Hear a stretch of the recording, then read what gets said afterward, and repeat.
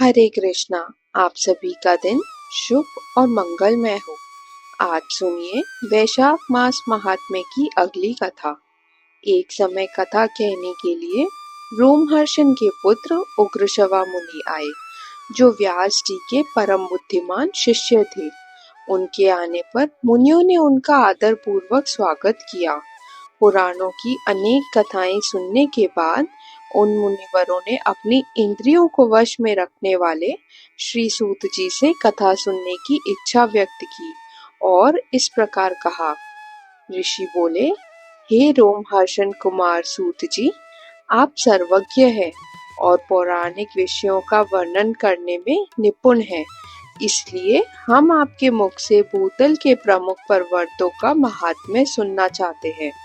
श्री सूत जी बोले, महर्षियों, पूर्व काल में मैंने भी यही प्रसंग गंगा तट पर बैठे हुए मुनि श्रेष्ठ व्यास जी से किया था। उसके उत्तर में मेरे परम गुरु व्यास जी ने इस प्रकार कहा। सूत, प्राचीन युग की बात है।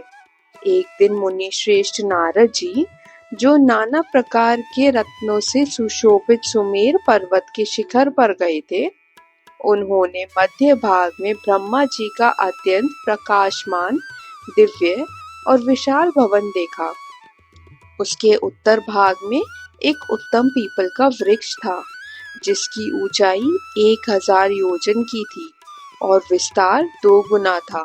उस पीपल के मूल भाग के पास अनेक प्रकार के रत्नों से बना एक दिव्य मंडप था, जिसमें वैदूर्य मोती और मणियों द्वारा स्वास्तिक चिन्ह बने थे। वैदूर्य मंडप नए नए रत्नों और सुंदर फाटकों से सुशोभित था। उसका मुख्य द्वार पुष्पराग मणि से बना था, जिसका गोपुर 7 मंजिल ऊंचा था। चमकते हीरों से बने हुए 2 विशाल किवाड़ उस द्वार की शोभा बढ़ा रहे थे। उस मंडप में प्रवेश करके देवर्षि नारद ने देखा कि दिव्य मोतियों से बना एक और मंडप था, जिसमें वैदूर्य मणि की वेदी बनी हुई थी। महामुनि नारद जी उस ऊंचे मंडप पर चढ़ गए। वहां मंडप के मध्य भाग में एक अत्यंत ऊंचा सिंहासन था, जिसकी कोई तुलना नहीं थी। उसी मंडप के मध्य में सहस्त्र दलों से सुशोभित एक दिव्य कमल था, जो सफेद रंग का था और जिसकी आभा सहस्त्र चंद्रमाओं के समान थी। उस कमल के मध्य में पूर्व चंद्रमा से भी अधिक कांतिमान, कैलाश पर्वत के समान आकार वाला एक सुंदर पुरुष विराजमान थे। उनकी 4 भुजाएं थी। शरीर से उदारता झलक रही थी। मुख वराह के समान था। वे परम सुंदर भगवान पुरुषोत्तम थे, जो अपने 4 हाथों में शंख, चक्र, अभय और वरमुद्रा धारण किए हुए थे। उनकी कटी भाग में पीतांबर सुशोभित था। उनकी आंखें कमल दल के समान विशाल थी और सौम्य मुख चंद्रमा की शोभा को भी मात दे रहा था। उनके मुख से धूप जैसी दिव्य सुगंध निकल रही थी। सामवेद उनकी ध्वनि, यज्ञ उनका स्वरूप, सुंदर मुख और सुरभित नासिका थी। उनके मस्तक पर एक तेजस्वी मुकुट था, जिसकी आभा से उनका मुख अत्यंत प्रकाशित हो रहा था। उनके वक्ष स्थल पर श्रीवस्त्र का चिन्ह शोभायमान था और श्री यजोपवीत धारण करने से उनके अंगों की शोभा और बढ़ गई थी। उनकी छाती चौड़ी और विशाल थी और कौस्तुभ मणि की दिव्य प्रभा से वे देदीप्यमान हो रहे थे। श्री ब्रह्मा, वशिष्ठ, अत्रि, मार्कंडेय और भृगु आदि अनेक मुनिवर दिन रात उनकी सेवा में तत्पर रहते थे। इंद्र आदि लोकपालों और गंधर्वों से सेवित देवादि देव भगवान के पास जाकर नारद जी ने प्रणाम किया और पृथ्वी को धारण करने वाले वराह भगवान की दिव्य उपनिषद मंत्रों से स्तुति करके अत्यंत प्रसन्न होकर उनके समीप खड़े हो गए। तभी वहां दिव्य दुदुम्बियां बजने लगी। इसके बाद पृथ्वी देवी का शुभ आगमन हुआ। वे समुद्र के समान रत्नों से सुशोभित दिव्य वस्त्र धारण किए हुए अत्यंत शोभायमान हो रही थी। उनके साथ ईला, और पिंगला नाम की दो सखियां भी थी।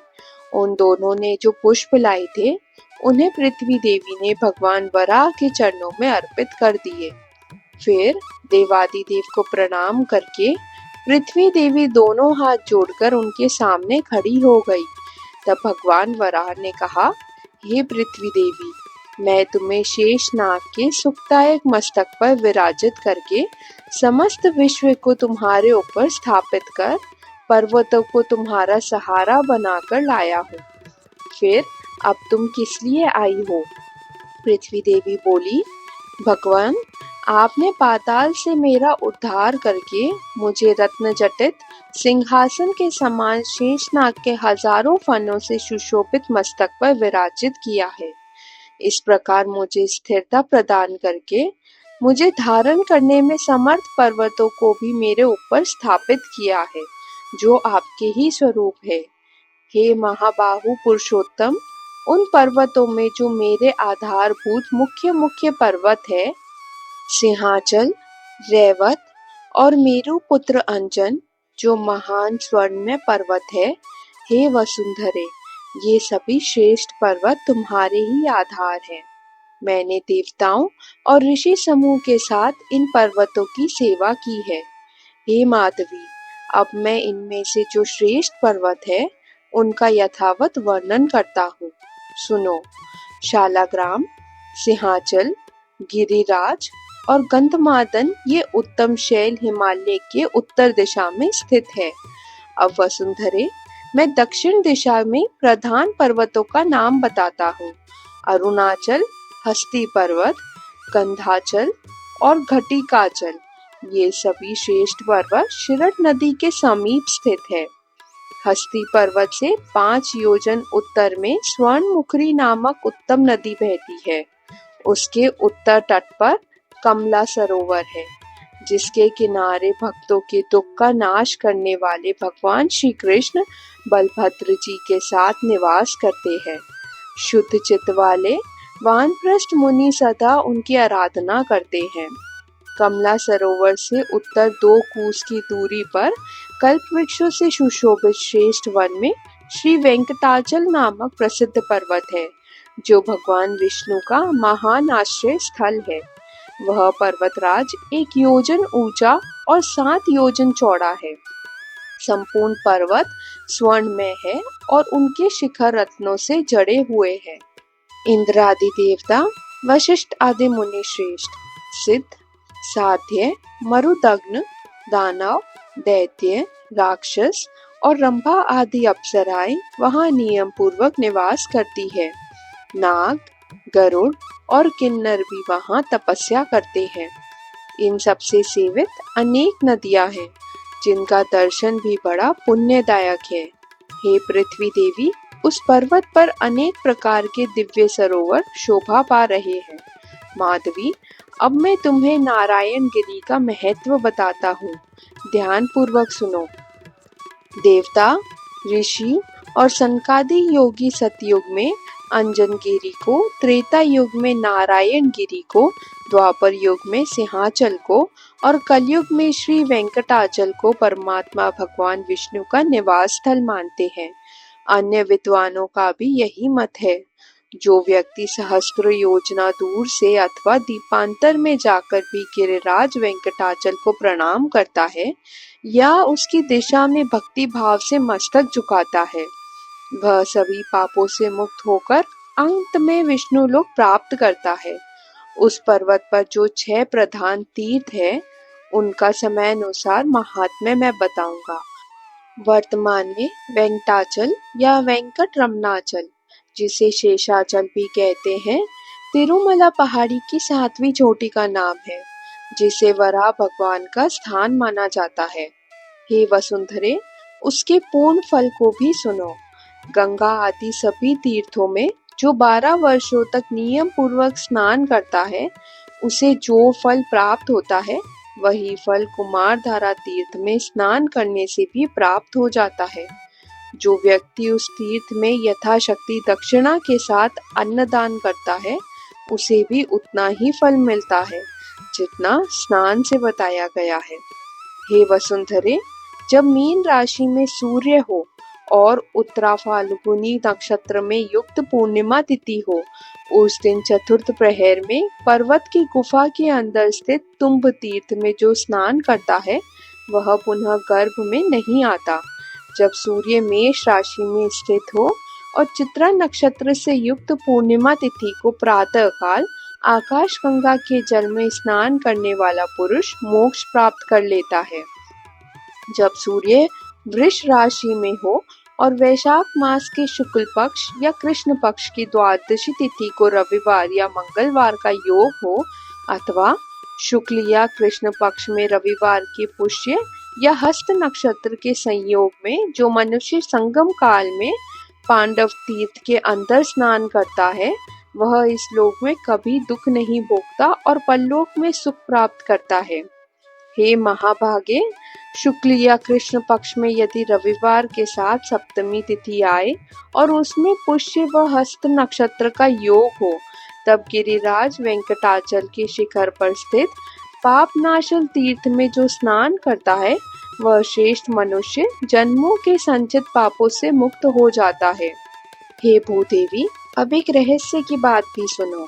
अनंत नामक महापर्वत पर मेरे दिव्य मंदिर के व्यावे कोण में स्थित शिखर की गुफा में देव तीर्थ नाम से प्रसिद्ध एक परम सुंदर सरोवर है।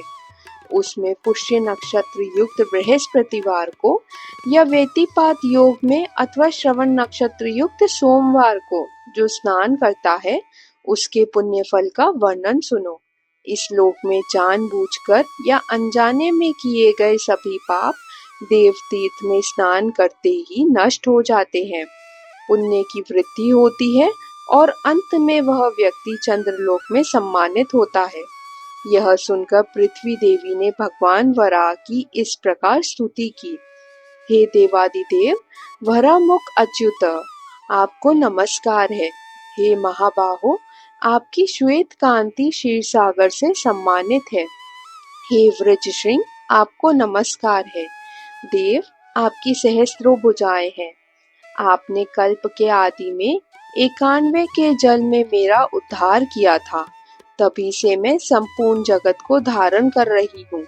प्रभु, आप अनेक दिव्य आभूषणों से विभूषित हैं और यज्ञ सूत्र से सुशोभित हैं।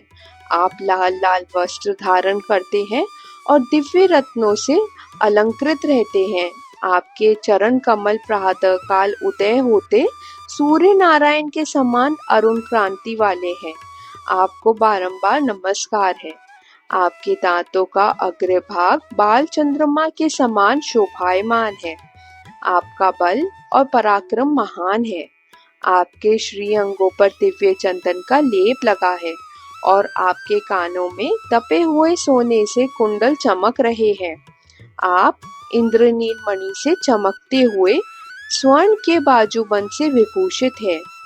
हे महाबल, आपने अपनी डालों के अग्रभाग से हिरण्ययाक्ष नामक दैत्य के वक्ष स्थल को चीर डाला है। आपके नेत्र खिले हुए कमल पुष्प के समान परम सुंदर है। आप अपने दिव्य मुख से सामवेद के मंत्रों का गान करते हुए मन को मोहित कर लेते हैं। हे विशाल लोचन, ब्रह्मा जी और भगवान शिव भी आपके चरणों की वंदना करते हैं। आपका श्री विग्रह समस्त विद्याओं का मूल है। आप शब्दों की सीमाओं से परे हैं। आपको बारंबार नमस्कार है। हे आनंद स्वरूप, हे अनंत काल के स्वामी, आपको प्रणाम है। इस प्रकार स्तुति करके पृथ्वी देवी ने भगवान के चरणों में प्रणाम किया। यह देखकर भगवान वराह देव के नेत्र हर्ष से खिल उठे। उन्होंने पृथ्वी देवी को साथ लेकर गरुड़ पर आरूढ़ होकर वहां से वृषभाचल अर्थात वेंकटगिरी की ओर प्रस्थान किया। नारद आदि मुनीश्वरों द्वारा प्रशंसित और सेवित होकर पृथ्वीपति भगवान वराह स्वामी पुष्करणी के पश्चिम तट पर निवास करते हैं, जो लोक पूजित है। वहाँ अनेक मुनीश्वर, महाभाग, वैखानस तथा ब्रह्मा जी के तुल्य महात्मा पुरुष वराहमुख भगवान विष्णु की आराधना में संलग्न रहते हैं। हे सूत, जो मनुष्य हम दोनों के इस धर्मपूर्ण संवाद को सुनता है अथवा देवताओं और ब्राह्मणों के समक्ष पढ़ता है वह प्रतिष्ठा प्राप्त करता है। जो भी इसे सुनते हैं उन्हें मनोवांछित वस्तु की प्राप्ति होती है। श्री सूत जी कहते हैं, मुनीश्वरों, भगवान व्यास ने यह महात्म्य मुझसे कहा था और मैंने जैसे सुना था वैसे ही आप लोगों के समक्ष वर्णन कर दिया है। जय श्री कृष्ण। आज का अध्याय समाप्त हुआ। इसके आगे का वृतांत आप सभी अगले अध्याय में सुनिएगा। यदि आज की कथा आपको पसंद आई हो तो कृपया वीडियो को लाइक अवश्य कीजिएगा और यदि आपने अभी तक हमारा चैनल सब्सक्राइब नहीं किया है तो सब्सक्राइब करके बेल आइकन दबाना ना भूलिएगा।